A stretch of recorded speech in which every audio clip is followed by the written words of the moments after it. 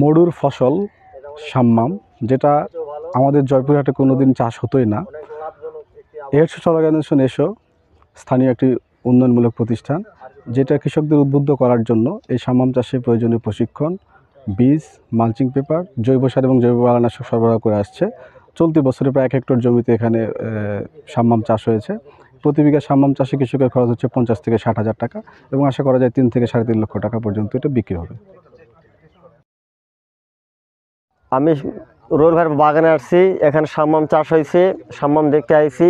দেখছি যে তার সাম্মাম অনেকে দেখতে আসছে অনেক দূর দূরান্ত থেকে, এবং সাম্মাম চাষও ভালো হয়েছে। ভারত গ্রামে এবার প্রথম চাষ করছে উনি।